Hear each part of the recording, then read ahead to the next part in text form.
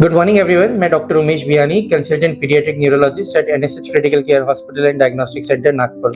आज हम एक बहुत ही इंपॉर्टेंट टॉपिक पे बात करने वाले हैं जिसे हम बोलते हैं गुलियन बारे सिंड्रोम।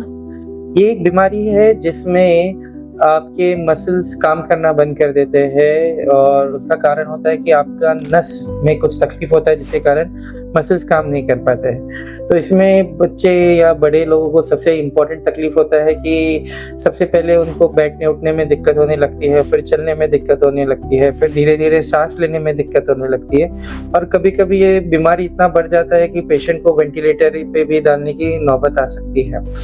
ये बीमारी के इनिशियल सिम्टम्स ही वीकनेस से चालू होता है कि इनिशियली पेशेंट आपको कंप्लेंट करता है कि उन्हें थकान महसूस हो रही है और साथ साथ में मेनली चलने उठने बैठने में दिक्कत होने लगती है। तो जब भी आपको ये दिक्कत पता चले तो आपने तुरंत आपके नज़दीकी न्यूरोलॉजिस्ट को दिखाना चाहिए।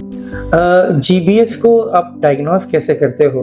तो जीबीएस को डायग्नोस करने के लिए बहुत ही इंपॉर्टेंट एक टेस्ट होता है जिसे हम नर्व कंडक्शन टेस्ट बोलते हैं, एनसीवी, जिसमें हम देखते हैं कि ये नर्व्स कैसे काम कर रहे हैं, जिसमें हम हाथ के और पैर के नस को चेक करते हैं, जिसमें हम पता चलता है कि ये नस ठीक तरह से काम कर रहे हैं या नहीं है।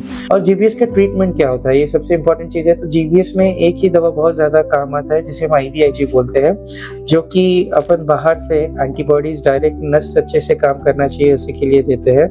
कभी कभी रिकवरी को समय भी लगता है। ये दवा देने के बाद 8-10 दिनों के बाद अपने को फर्क दिखना चालू होता है। और अगर बाई चांस पेशेंट वेंटिलेटर पे चले गए और उनको सांस लेने में भी दिक्कत होने लग गई, ऐसे पेशेंट को रिकवरी होने काफ़ी टाइम लगता है। साथ ही साथ ये दवा के अपने को फिजियोथेरेपी उतना ज़्यादा ज़रूरी होता है एंड ये पेशेंट से पेशेंट पूरी तरह से रिकवर होते हैं, बट टाइमली डायग्नोसिस और एकदम पहले के समय में जब बीमारी काफ़ी बड़ा नहीं है, अगर वो समय पे तुरंत आप डॉक्टर को कांटेक्ट करोगे तो ये बीमारी को वहीं रोक सकते हैं। Thank you.